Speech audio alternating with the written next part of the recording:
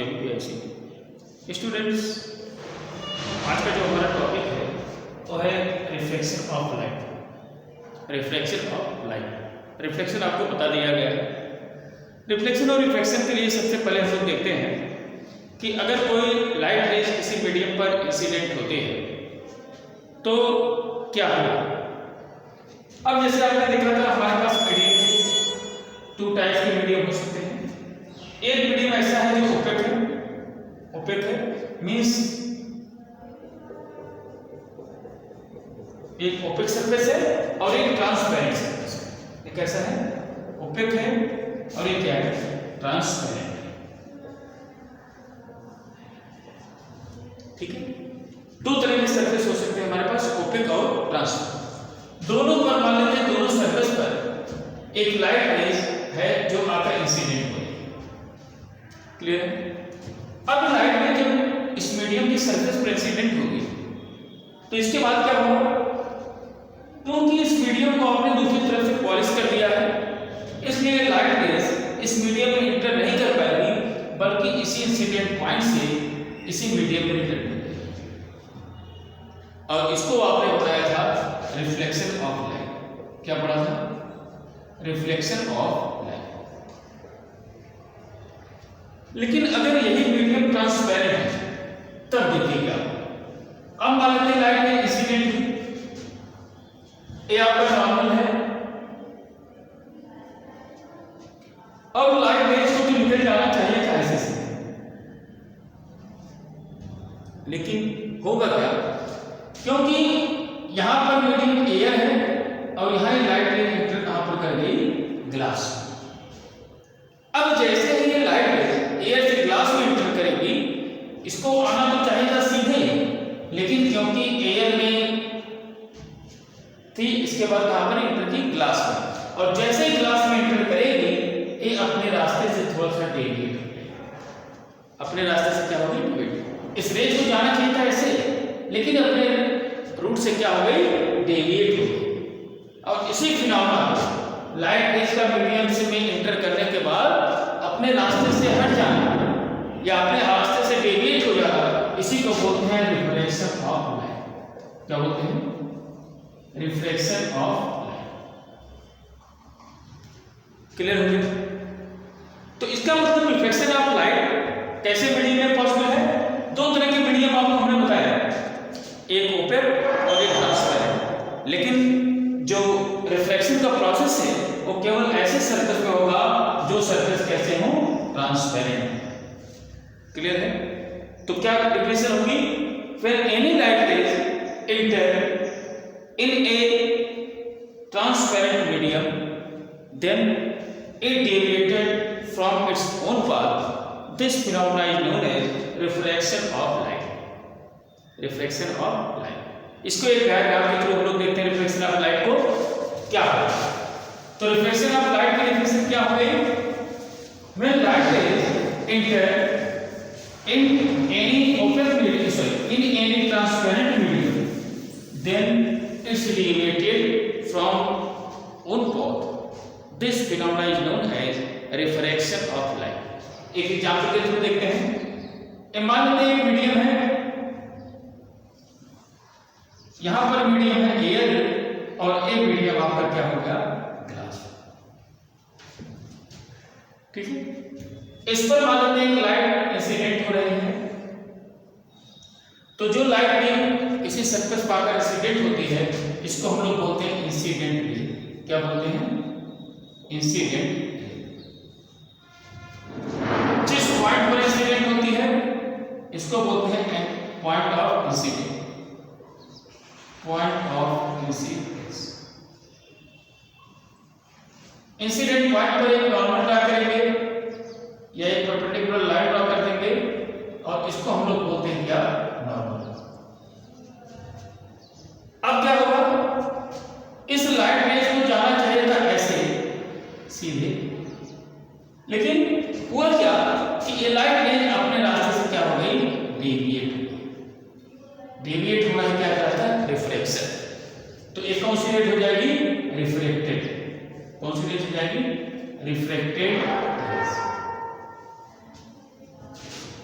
ठीक है। ऐसा हुआ अपने रास्ते से क्यों हटी? इसका सबसे बड़ा रीजन है कि जब लाइट का मीडियम चेंज होता है, लाइट जब एक मीडियम से दूसरे मीडियम में इंटर करती है, तो जैसे ही लाइट का मीडियम चेंज हुआ, लाइट की स्पीड चेंज हो जाती है। ठीक है, लाइट की स्पीड डिफरेंट मीडियम में डिफरेंट होती है, इसी वजह से ये रिफ्लेक्शन होता है। अगर लाइट की स्पीड चेंज ना होती, लाइट की स्पीड एक मीडियम से दूसरे मीडियम में जाने पर चेंज ना होती, तो शायद ये रिफ्लेक्शन ना होता। तो रिफ्लेक्शन का मेन रीजन क्या है कि अगर कोई पूछे what is the main reason of reflection, तो क्या बताएंगे? रिफ्लेक्शन क्यों होता है? क्योंकि लाइट की स्पीड डिफरेंट मीडियम में क्या होती है? डिफरेंट होती है, इसीलिए रिफ्लेक्शन होता है। तो अब क्योंकि लाइट एयर में थी, उसके बाद कहाँ पर एंटर की? ग्लास में। तो जब एयर से ग्लास में एंटर करी, तो इसका क्योंकि मीडियम बदल गया, एयर से कहाँ पर आ गई? ग्लास में। अब एयर से जब ग्लास में आती है, तो इसकी स्पीड कम हो जाती है, और स्पीड कम होने की वजह से ये लाइट क्या हो गई? लाइट अपने रास्ते से रिफ्लेक्ट हो गई, डेविएट हो गई, और इसी फिनोमेनन हम क्या बोलते हैं? Refraction of light. तो रिफ्रैक्शन ऑफ लाइट का डायग्राम है, इसको डिफाइन कैसे करेंगे? When any light ray incident on any transparent surface या transparent medium, then it's deviated from one path, this phenomenon is known as refraction of light. एक बार फिर से सुन लीजिए। When any light ray incident in a transparent medium, then it deviated from its own path. This phenomenon is known as reflection of light. अब इसमें भी ऐसे ही नॉर्मल और इंसिडेंट एंगल, इंसिडेंट रेज के बीच का जो एंगल है उसको एंगल ऑफ इंसिडेंस आई बोलते हैं, और नॉर्मल और रिफ्लेक्टिंग रेज के बीच जो एंगल है उसको एंगल ऑफ रिफ्लेक्शन आर बोलते हैं। क्लियर हो गया? तो ये तो हो गया सारी रेज और सारी। इसके बाद क्या है? ये तो हो गया रिफ्लेक्शन ऑफ लाइट। इसके बाद अगर हम देखिए लॉ क्या है? Law of reflection, law of reflection. जैसे आपने रिफ्लेक्शन का लॉ पढ़ा था, रिफ्लेक्शन के लॉ में आपको बताया गया था कितने लॉ हैं? 2 लॉ थे रिफ्लेक्शन के, जिसमें एक लॉ सारी रेज के रिलेशन को दिखाता था कि जो इंसिडेंट रेज, नॉर्मल और रिफ्लेक्टेड रेज थे उनकी पोजीशन क्या होगी। तो उसमें आपने देखा कि दोनों क्या थी? सेम पॉइंट पर थी, सेम प्लेन में थी। और इसी के बाद हम लोगों ने पढ़ा था कि एंगल ऑफ इंसिडेंस और एंगल ऑफ रिफ्लेक्शन आर, आई और आर के बीच क्या रिलेशन था? दूसरा लॉ था, और उसमें आपने पढ़ा कि आई और आर क्या होंगे? इक्वल। ऐसे ही रिफ्लेक्शन के लिए तो पहला इसमें जो रेज है, कौन कौन सी रेज है? इंसिडेंट रेज, रिफ्लेक्टिंग रेज और नॉर्मल, ये तीनों क्या है? सेम प्लेन में है। तो पहला रेज हो जाएगा इंसिडेंट रेज, इंसिडेंट रेज, और कौन सी? Reflected rays and normal, normal lies on the same plane, lies on the same plane. तो पहला रिफ्लेक्शन का क्या हो गया? Incident rays, reflected rays and normal lies on the same plane. ये फर्स्ट लॉ हो गया। और सेकंड लॉ आपको हमने बताया था कि ये दिखाता है आई और आर के रिलेशन। तो इसमें आई और आर का रिलेशन क्या होगा? कि आई और आर क्या होगा? इस आई और आर के रिलेशन में एक साइंटिस्ट थे जिनका नाम था स्नेल। क्या नाम था? स्नेल। इन्होंने आई और आर का रिलेशन बताया कि जब रिफ्लेक्शन का प्रोसेस होगा तो इस प्रोसेस में आई और आर किस कंडीशन में होंगे, इसको फाइंड किया था किसने?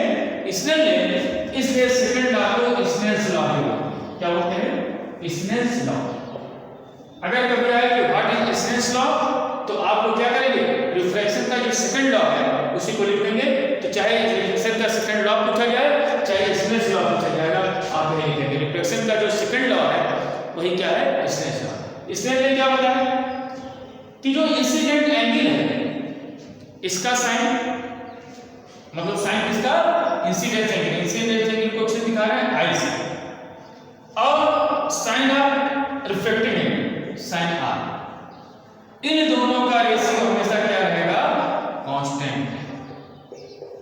इन दोनों का रेशियो क्या होगा? कांस्टेंट होगा, इसी को क्या बोलते हैं? Snell's law. तो क्या कहेंगे? The ratio of sine of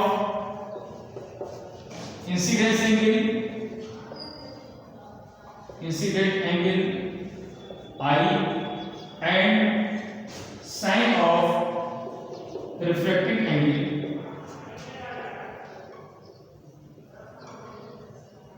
are always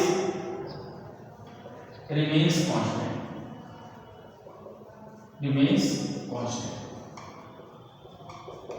इसका मतलब क्या हुआ? रेशियो किसका sine of incidence angle and sine of refracting angle always remains constant, means sin I upon sin R is equal to constant. यही क्या है? Snell's law. ठीक है, तो फर्स्ट लॉ क्या हो गया? Incident ray, refracting ray and normal like on the same plane, and second law is the ratio of sine of incident angle and sine of refracting angle always remains constant. ठीक है, a sine of incident angle का sine और refracting angle का sine, इन दोनों का ratio हमेशा क्या होगा? कांस्टेंट होगा। ये है रिफ्लेक्शन का सेकंड लॉ, या इसी को स्नेल्स लॉ बोलते हैं। ठीक है, इसी को स्नेल्स लॉ कहेंगे या फिर क्या कहेंगे? और इस कांस्टेंट को दिखाते कैसे हैं? इसी को ऐसे लिख सकते हैं sin I by sin R is equal to n। ठीक है, ये क्या है? n क्या है? where n is a constant which is known as refractive index। ठीक है, इसको हम ऐसे भी कह सकते हैं sin I और sin I का R का रेशियो हमेशा क्या रहेगा? कांस्टेंट रहेगा, और उस कांस्टेंट को हम लोग क्या बोलेंगे? Refractive index. रिफ्रैक्टिव इंडेक्स किसका होगा? जिस मीडियम में रिफ्लेक्शन हो रहा है। जैसे लाइट में एयर से आ रही थी ग्लास में, तो कहां पर एंटर करने के बाद अपने रास्ते से आती? ग्लास में। तो इसका मतलब रिफ्लेक्शन कहां पे हुआ? ग्लास में। तो जब ग्लास में हुआ तो रिफ्रैक्टिव इंडेक्स हम लोग किसका निकालेंगे? ग्लास। किसके रिस्पेक्ट में? ए के रिस्पेक्ट में। तो इसको हम लोग ऐसे भी लिख सकते हैं sin I upon sin R equal to ANG। ठीक है, ANG क्या है? n डिनोट कर रहा है रिफ्रैक्टिव इंडेक्स को, और रिफ्रैक्टिव इंडेक्स किसका निकालना है? ग्लास का। किसके रिस्पेक्ट में? A। इंसिडेंट मीडियम को पहले लिखेंगे, उसके बाद रिफ्रैक्टिव इंडेक्स जिस मीडियम में लाइट रेज एंटर करेंगे। तो रिफ्लेक्शन कहां पे हो रहा है? ग्लास में, इसलिए ये हम किसका निकालेंगे? ग्लास का। और किसके रिस्पेक्ट में? A के रिस्पेक्ट में, क्योंकि वो लाइट रेज कहां से आ रही है? A से। क्लियर हो गया? तो एक रिफ्लेक्शन हो गया और लॉ ऑफ रिफ्लेक्शन को एक बार फिर से देखेंगे। लॉ ऑफ रिफ्लेक्शन दो लॉ इसके भी हैं। फर्स्ट लॉ क्या है? Incident ray, reflected ray and normal lie on the same plane, and second is which is also known as Snell's law, the ratio of sin of incident angle and sin of refracting angle always remains constant, and this constant is known as refractive index of second medium with respect to first medium। refractive index of second medium with respect to first medium। Clear हो गया? तो ये तो हो गया reflection of light और law of reflection. इसके बाद यहाँ पर एक नया टर्म आ गया रिफ्रैक्टिव इंडेक्स। तो रिफ्रैक्टिव इंडेक्स क्या है? इसको कौन कौन से फैक्टर है जो इफेक्ट करते हैं, इसको हम लोग नेक्स्ट पीरियड में पढ़ेंगे। तब तक के लिए thank you, have a nice day.